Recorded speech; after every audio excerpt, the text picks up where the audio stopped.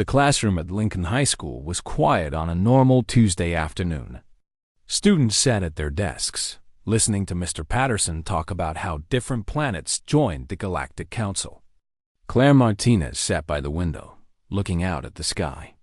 She had heard about alien species for her whole life, but they still felt far away, unreal. Claire was 17 years old. She had long dark hair and dark eyes. She was not tall, not short. She was just regular. She wore a simple gray sweater and black pants. Most people did not notice her in a room full of louder students. Mr. Patterson was writing on the board about peaceful trade agreements between Earth and the Vex colony when something changed. The classroom lights flickered. Students looked up from their desks. The temperature in the room became cold. Then the wall changed. It was not really the wall that changed. A large screen appeared on the front wall, over where Mr. Patterson was standing. The screen was huge, at least 3 meters wide. On the screen was an alien. The alien was not small. He was massive. His body was gray-blue, almost like the color of storm clouds. His head was large with ridges running down from his forehead. His eyes were black, completely black with no white part.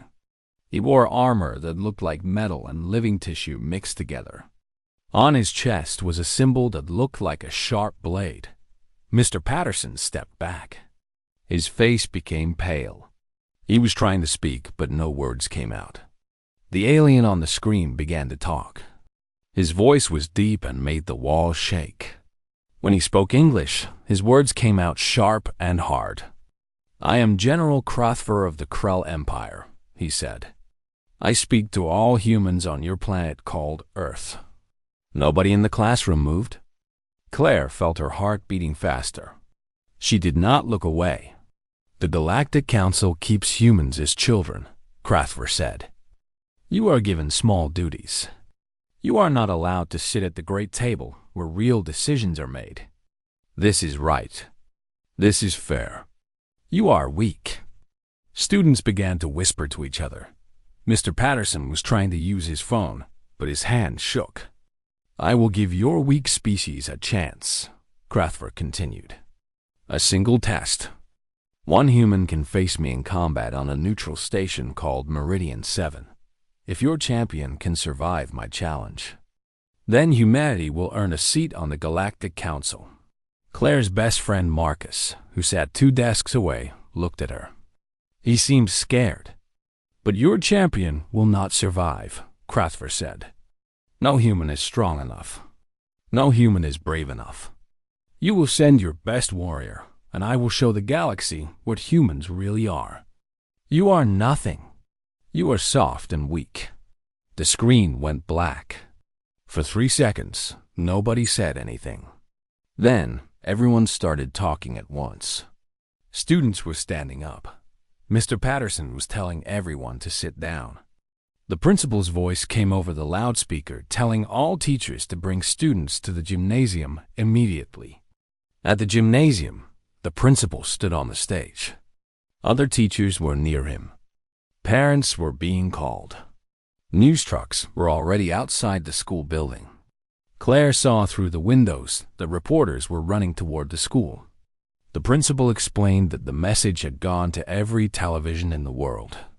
Every person on Earth had seen the Krell general issue his challenge. The government was calling emergency meetings. Military leaders were being told to prepare. The world was in panic. Claire sat in the bleachers next to Marcus. She was not panicking. "That guy was insane," Marcus said. "Did you see how big he was? Did you hear what he said about humans being weak?" Claire nodded slowly. "What do you think will happen?" Marcus asked. "Someone will volunteer," Claire said quietly. "Yeah, and they will probably die," Marcus said. "Nobody can fight something that big." Claire kept looking at the stage. She was thinking about something the general had said. He said humans were soft. He said humans were weak. He said nobody was brave enough. Claire did not believe that was true. She knew humans. She knew they were stronger than that. That night, Claire sat at dinner with her parents. Her mother, Diana Martinez, worked for the United Nations as a diplomat. Her father, Robert, was a doctor who worked in the emergency room at the hospital. "The government is meeting right now," Diana said. She looked tired. "They are trying to find someone to accept the challenge." "Military personnel?" Robert asked. "Yes, and athletes and scientists," Diana said. "Everyone is afraid. The stakes are too high. What will happen if nobody accepts?" Claire asked. Her parents looked at each other. "Then the Crow will say that humanity is too cowardly to fight," Diana said. "We will lose all respect in the galaxy. Earth will be seen as a planet that could not even send one person to defend itself." "Someone will accept," Robert said. "They have to." Claire ate her food quietly. She was thinking about something she could not explain. She was thinking about the moment the general said he would crush humanity, and she had not felt fear. She had felt something else. She had felt like the general was wrong about something important. Later, in her room, Claire looked at pictures on her wall. There was a picture of her grandmother in a hospital bed, smiling even though she was sick. There was a picture of Claire running a race, her face twisted in effort, refusing to stop even though her legs were burning. There was a picture of her and Marcus at summer camp, both of them covered in mud, laughing after trying to climb a rope wall that nobody was supposed to be able to climb. Humans were soft in some ways. Humans could break. But humans had something else. They had the ability to refuse to break. They had the ability to look at something impossible and say, "No, I will not quit. I will not give up." Claire thought about this all night. She thought about what the general had said. She thought about what he believed about humanity. She thought about the challenge. By morning, she had made her decision. She would volunteer. She did not know if she could beat the general. She probably could not. But she knew something the general did not understand. She knew that sometimes winning was not about being stronger. Sometimes winning was about being harder to break. Claire got dressed and went downstairs. "I need to go somewhere with you today," she told her mother. "I need to go to the Earth Defense Ministry." Her mother looked confused. "Why would you want to go there?" Diana asked. "Because I want to volunteer," Claire said. "I want to accept the general's challenge." Her mother's face went completely white. She did not move. She did not speak. "Mom, I have to," Claire said. "Someone has to." That was how part one ended. Claire was on her way to change the future of humanity, and she was only 17 years old. The general had no idea what was coming. He had no idea that the weakest person on Earth might turn out to be the strongest. The Earth Defense Ministry was a gray building that looked like it had been built to be ugly. No windows, thick walls, guards at every door. Diana drove her daughter there in silence. Claire sat in the passenger seat, looking straight ahead. When they arrived, Diana turned off the car but did not open the door. "Claire, tell me you are not serious," Diana said. "I'm serious," Claire said. "You are 17 years old," Diana said. Her voice was getting louder. "You are a student. You have never fought anyone in your entire life." "I know," Claire said. "The Crow General is a warrior," Diana said. "He has killed thousands. He has fought for 300 years. He is 10 times your size." "I know that too," Claire said. Diana was shaking her head. "No, absolutely no. We will go home right now. We will not go inside this building." Claire opened the car door and got out anyway. Diana followed her, angry now. They walked into the building together. A guard at the desk looked at them and knew immediately why they were there. People had been coming all day. But when he saw that it was a young girl, he almost smiled. You want to volunteer? The guard asked, not unkindly. Yes, Claire said. The guard made a call. Within 5 minutes, Diana and Claire were in an office with a military officer named Colonel Hayes. Colonel Hayes was a tall woman with short gray hair and a face that did not show much emotion. Claire Martinez, Colonel Hayes said, reading from a paper. Age 17. High school student. No military training. No combat experience. That is correct, Claire said. Why are you here? Colonel Hayes asked. Because someone has to accept the challenge, Claire said. And everyone is scared. That is reasonable, Colonel Hayes said. The challenge is terrifying. It is almost certainly a death sentence. Being scared is intelligent. But someone has to do it, Claire said. If nobody volunteers, we lose before we even start. Diana was standing next to her daughter, trying to think of what to say to convince this officer to turn them away. Colonel Hayes looked at Diana. As her mother, you would have to sign a consent form, understanding that your daughter might not return alive. I will not sign it, Diana said immediately. Claire looked at her mother. Mom, please. No, Diana said. She was about to stand up and take her daughter out of the building. But then Colonel Hayes said something. Tell me something, Claire, Colonel Hayes said. If you volunteer and you lose, who does the government send next? We keep sending people until one of them wins or all of them are dead. Or we accept that humanity does not have anyone willing to fight. Which is worse? Diana sat back down slowly. How many volunteers have you received? Diana asked quietly. 3, Colonel Hayes said. A military pilot, a professional fighter, a soldier with 20 years of combat experience. All of them have the same problem. They are big enough that the Krull will take them seriously enough to fight hard. But they are not big enough to win a battle of pure strength. We have strategists drawing up plans. We have doctors preparing surgical procedures. We have experts saying there is no way for any human to defeat a Krull general who has centuries of combat experience. So you need someone nobody expects, Claire said. Someone who is nothing like what the general thinks humans are. Colonel Hayes looked at the girl carefully. Sit down. Colonel Hayes said. Claire sat.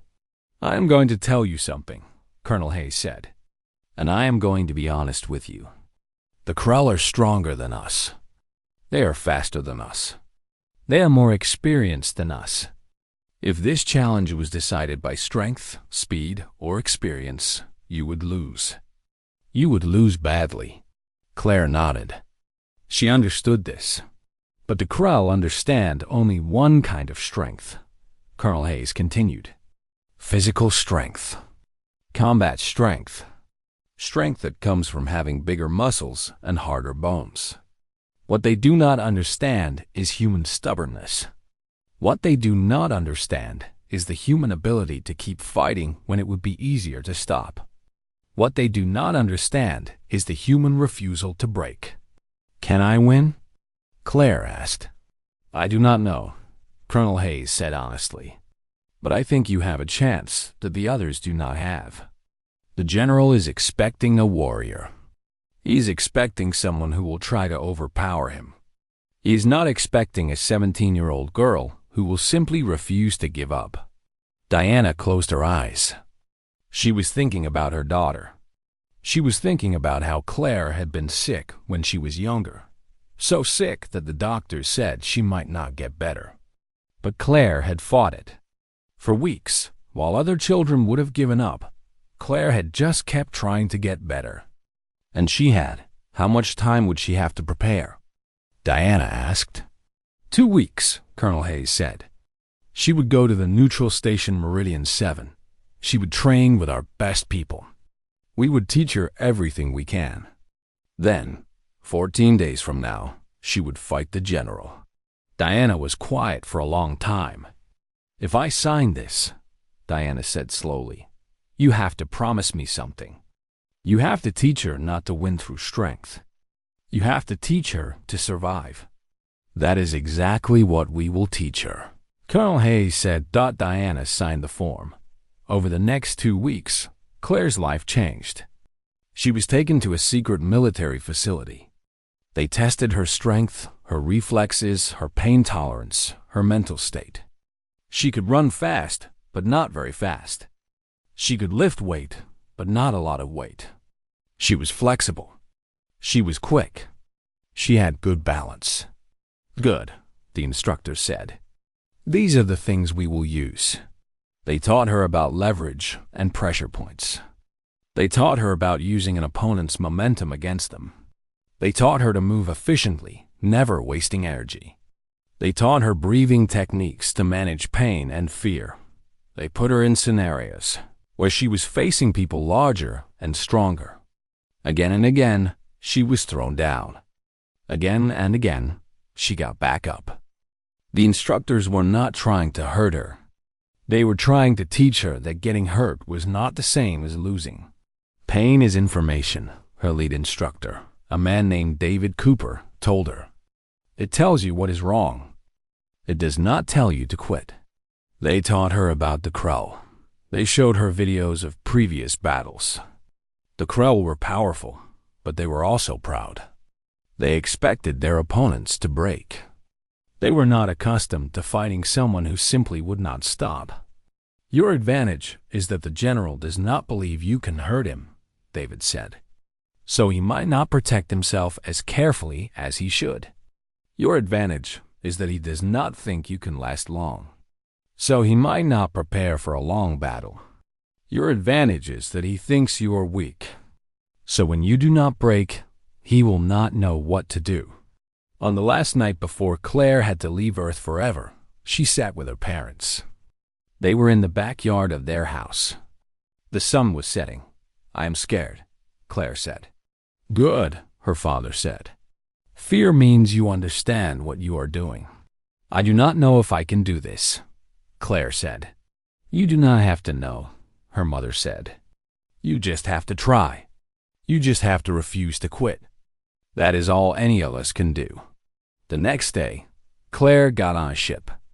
The ship was heading to Meridian 7, the neutral station where the challenge would happen. She was leaving Earth. She was leaving her home. She was going to fight an alien general who had killed thousands. And she was 17 years old. The ship lifted off. Claire watched Earth getting smaller below her. She thought about what the general had said. He said humans were weak. He said humans would break easily. Claire made a promise to herself. She would show the general something different. She would show him that humans could be broken in their bodies, but not in their spirits. She would show him that refusing to surrender was the strongest thing a human could do. Claire was ready. She did not know she would win, but she knew she would not quit. And sometimes that was enough. The station Meridian 7 was not like anything Claire had ever seen. It floated in space between 12 different star systems. It was neutral territory, which meant no single species owned it. Thousands of aliens came to the station to trade, to meet, and to do business. The station was massive. It had sections built for every type of alien that visited. Some sections were cold like ice. Some sections were hot like fire. Some sections had normal gravity. Some sections had no gravity at all. The human section where Claire was staying was like a regular building on Earth, with gravity and air and normal temperature. A United Nations official named Marcus Chen met Claire when she arrived. He was a calm man in his 50s who had worked with alien species for many years. This is where you will live for the next 2 weeks, Marcus said, showing her to a small room. This is where you will sleep and eat, and think about what you are about to do. When do I start training? Claire asked. Tomorrow, Marcus said. For now, you should understand what you are facing. Come with me. Marcus took Claire to a viewing platform. From here, she could see the entire station. But he was taking her somewhere else. He was taking her to a recorded match. In a private room, they watched a video of General Krathver fighting a Vrex warrior who was almost as large as the general himself. The fight lasted 6 minutes. The Vrex warrior was strong and fast, but the general was stronger and faster. The general's movements were practiced and efficient. Every strike was planned. Every defense was perfect. The Vrex warrior tried to fight back, but the general was simply on a different level. At the end, the Vrex warrior could barely stand. He yielded. Claire watched the entire fight without saying anything. "The general has done this for 300 years, Marcus said. He has trained since he was young. He has fought in dozens of wars.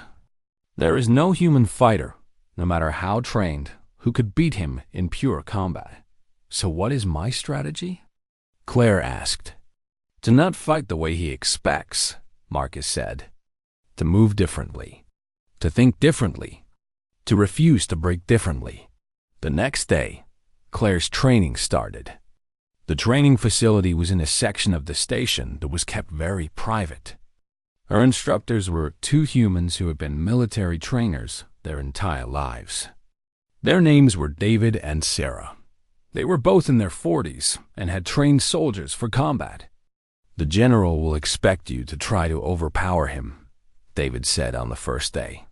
"This is what all warriors do. We are going to teach you to do something different.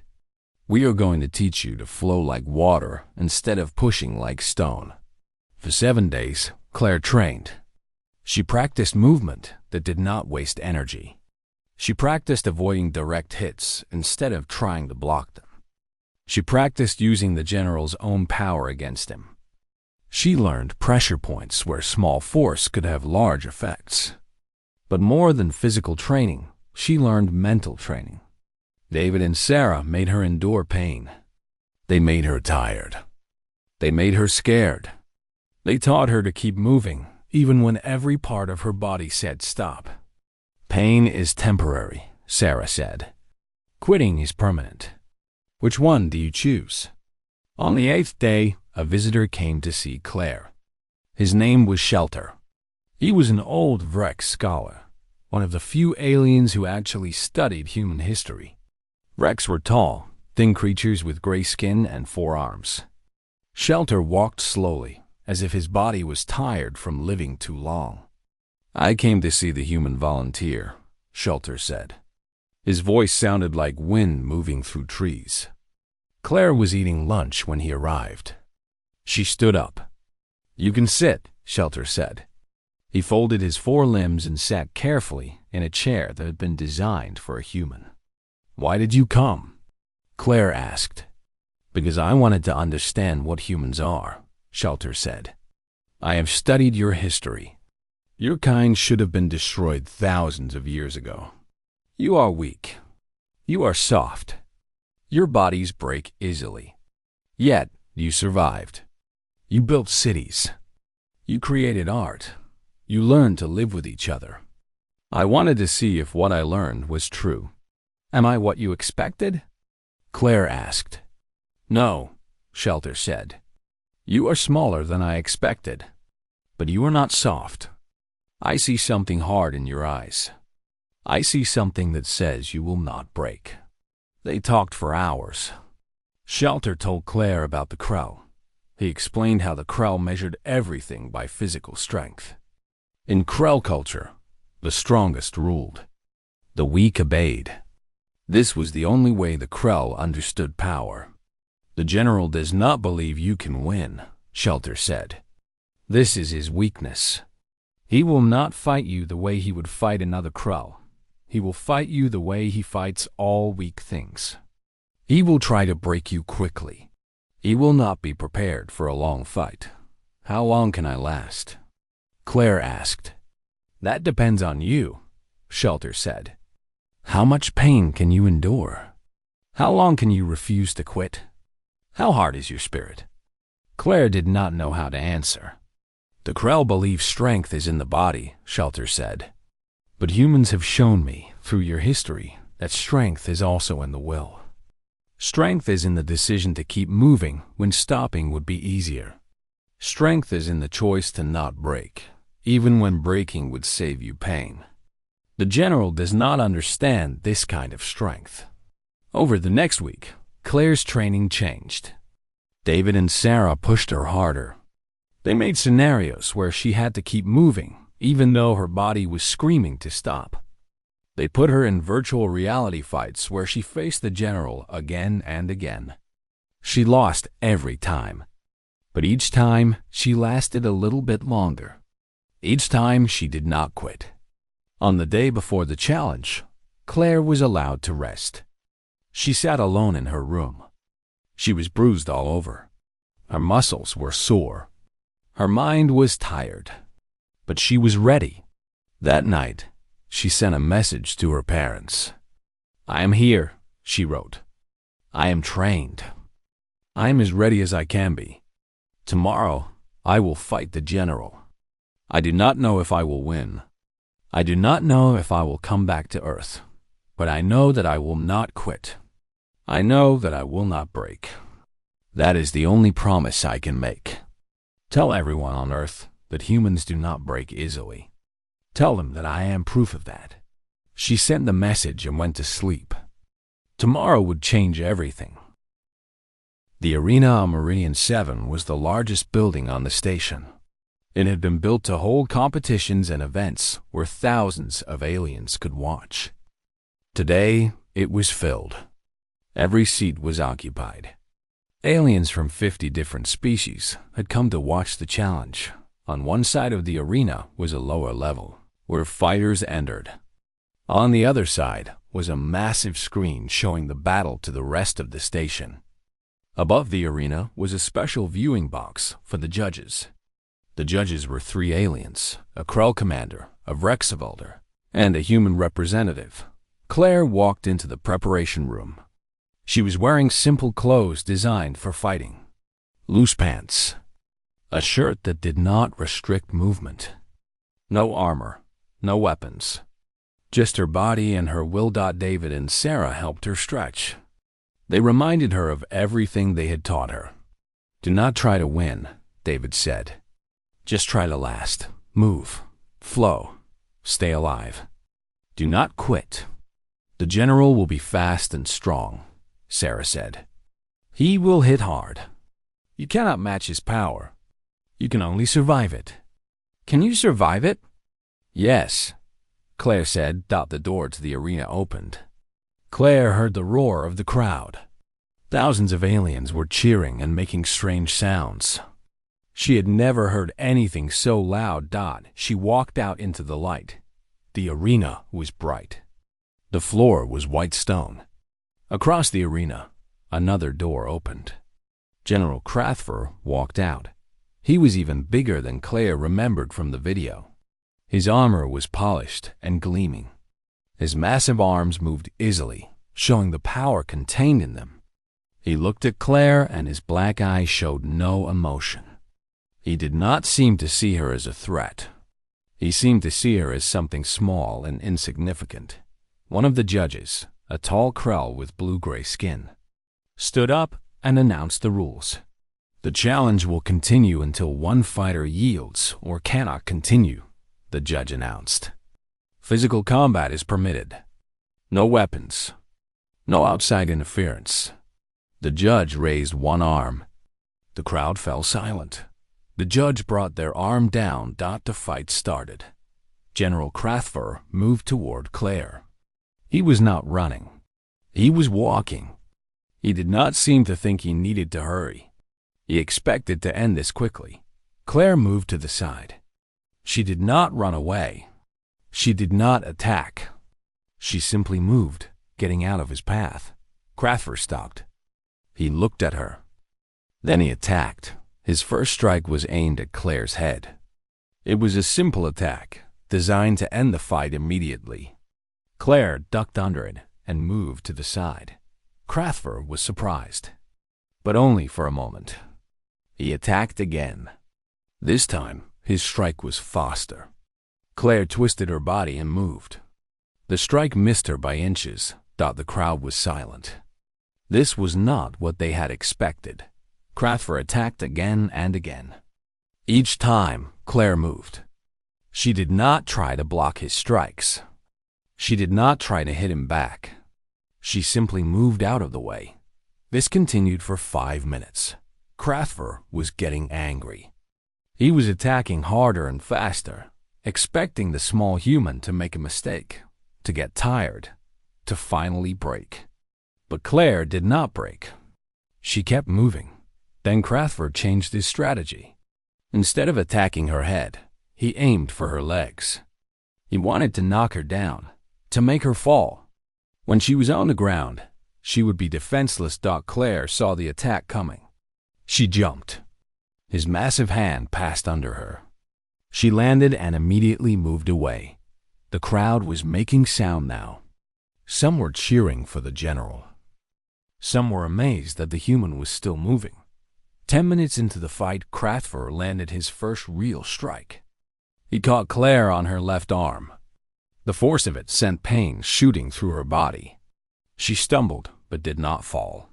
She did not stop moving. Blood started to run down her arm.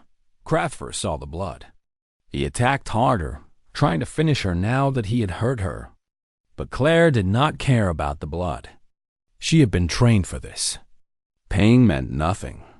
Quitting meant everything. She moved. She flowed. She refused to break. At 15 minutes, Crathver hit her across the back. The force was massive. Claire fell forward but rolled and came back up to her feet. Her back was screaming in pain. Her left arm was numb from the earlier strike. She was bleeding from a cut above her left eye, but she was still standing. Crathver was breathing harder now. The fight was lasting longer than he had expected. He began to fight with more skill, using techniques instead of just pure power. He started to circle Claire, looking for an opening. Claire kept moving. She kept flowing. She never stopped. At 20 minutes, something changed. Crathver started to slow down. His attacks were still powerful, but they were coming slower. He was getting tired. Humans can run for hours. Humans can think while their bodies are breaking. Humans can push past pain in ways that most species cannot. The general had never fought a human before. He did not understand this. Claire saw her opening. As the general attacked, she ducked under his arm and moved quickly.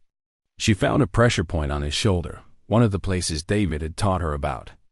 She struck it hard. Crathver grunted with pain. He turned to hit her, but she was already moving away. The crowd erupted. The human had hurt the general. This was not supposed to be possible. At 25 minutes, Claire made another strike, this time on his leg. The general moved faster than she expected and grabbed her arm. His hand was huge. He could have broken her arm easily. Instead, he threw her. Claire flew through the air and crashed into the ground.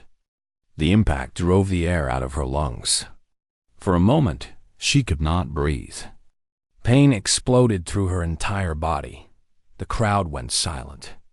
They thought this was the end. Claire did not move for 3 seconds. Then she started, pushing herself up. Her arms were shaking. Her legs could barely hold her weight. But she got to her feet. Crathver stared at her. "You are broken," he said. His voice was loud enough that everyone in the arena could hear. "You should yield. You are finished." Claire looked at him. Blood was running down her face. Her left arm hung at a strange angle. Her legs were barely holding her up. "No," she said. Her voice was quiet but clear. "I am not finished." She moved toward him. Crathver attacked again, expecting her to fall. But she did not fall. She moved. She dodged. She flowed like water around his strikes. At 30 minutes, the general was clearly tired. His breathing was heavy. His movements were slower. He had never fought anyone for this long. His body was not built for long battles. It was built for quick, powerful strikes that ended fights immediately. But Claire was still moving.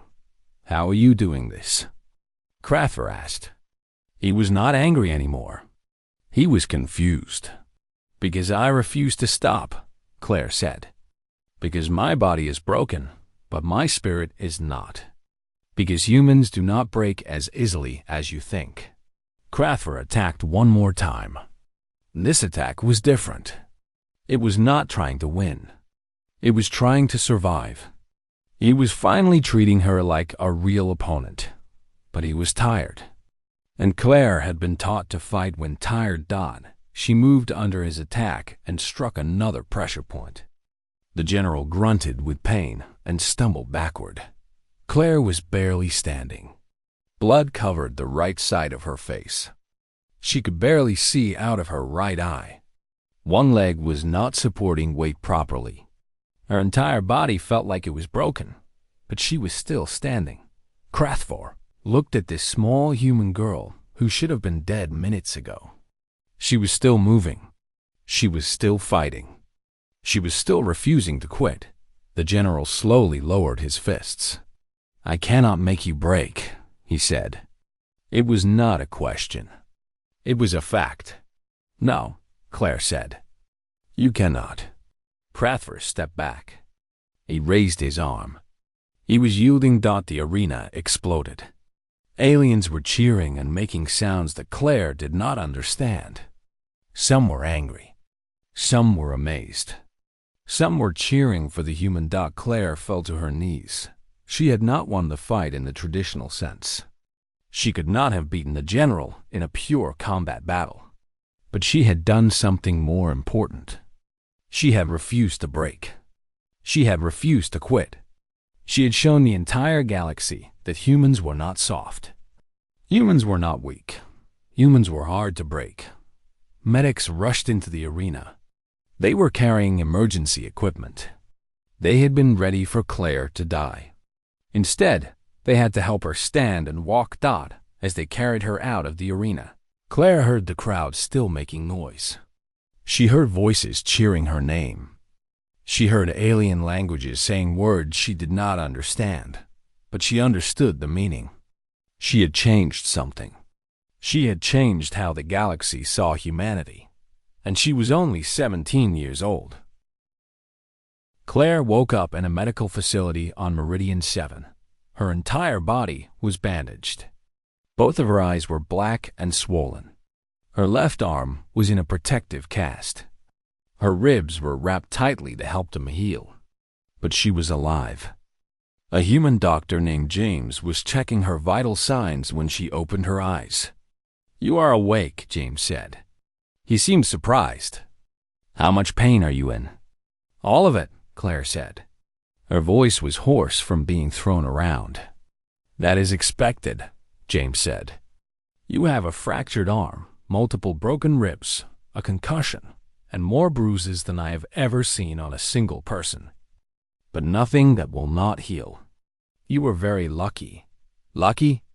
Claire said. She could barely move. The general could have killed you, James said. Instead, he chose not to. You should understand how close you came to death. For 3 days, Claire stayed in the medical facility. On the 4th day, she had a visitor. It was General Crathver. The massive alien walked into her room carefully, as if he was afraid to break her further. He stood at the foot of her bed and looked down at the small human girl. I came to tell you something, Crathver said. The Galactic Council met this morning. They have decided to grant humanity a permanent seat at the Great Table. Claire tried to sit up, but the pain stopped her. You did this, Crathver said. You did not win by being stronger or faster or more skilled. You won by being harder to break. I have fought thousands of battles. I have never fought anyone who refused to quit the way you did. Thank you, Claire said quietly. I am not finished, Crathver said.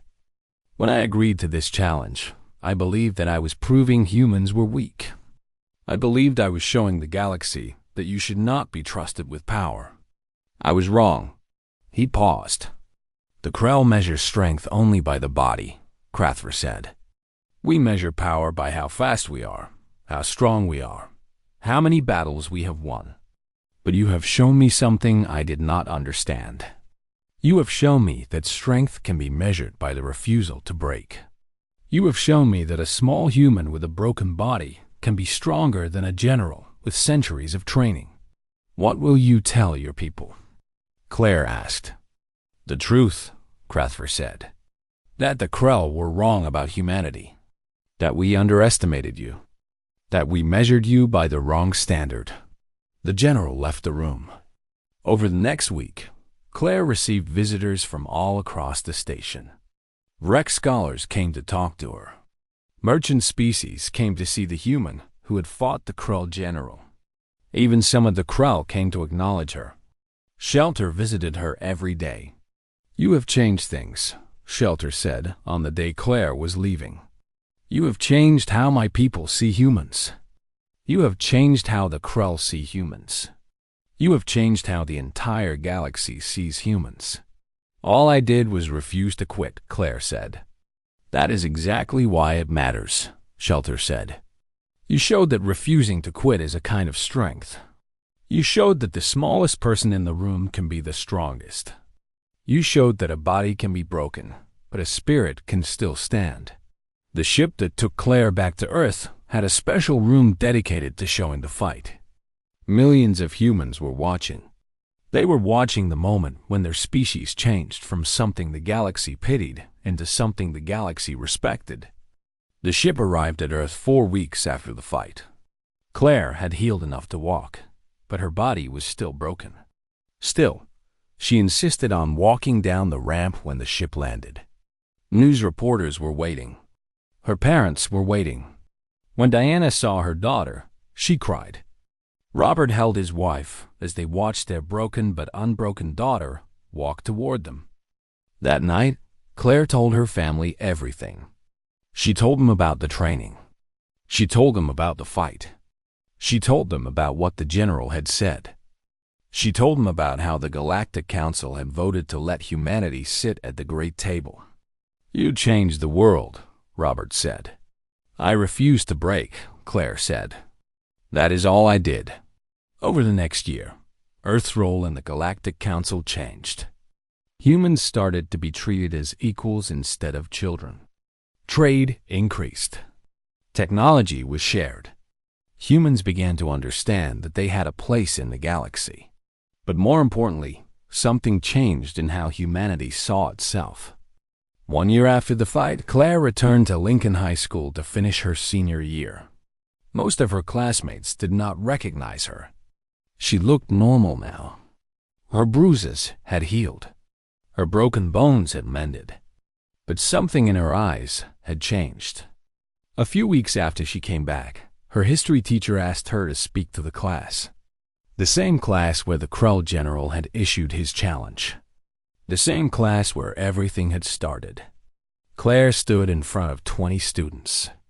I want to tell you about something I learned, Claire said. When the general challenged humanity, he believed that humans were weak because they were not strong.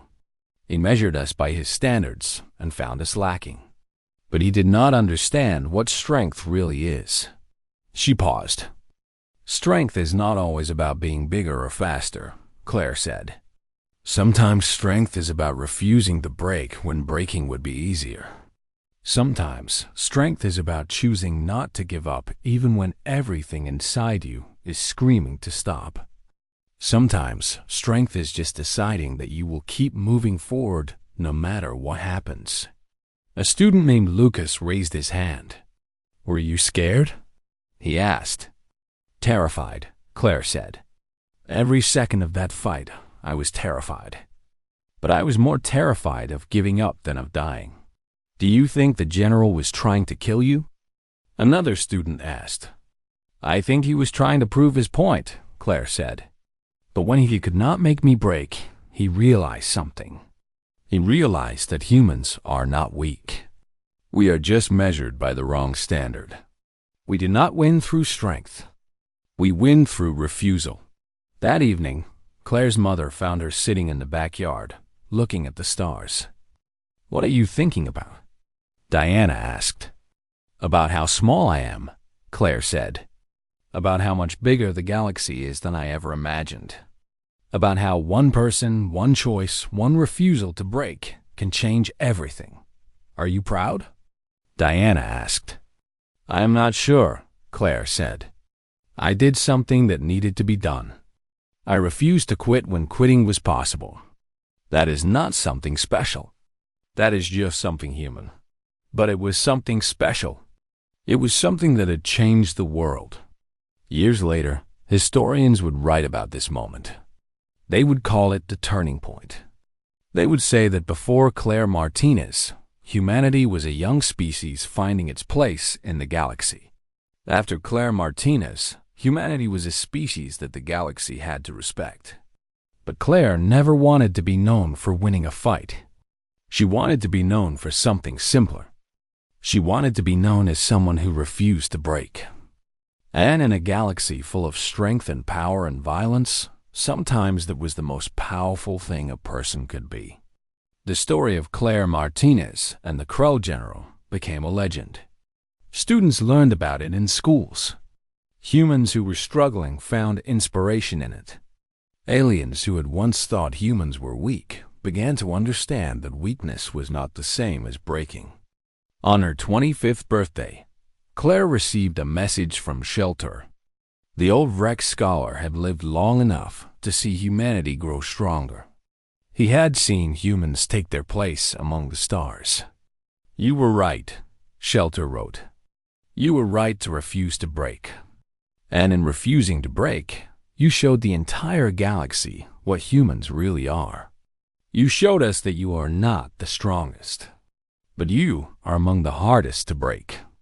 And sometimes, that matters more than anything else. Claire kept the message for the rest of her life.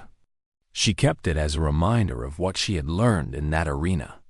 She kept it as a reminder that humans were stronger than they believed. She kept it as a reminder that refusing to break was not just survival. It was victory.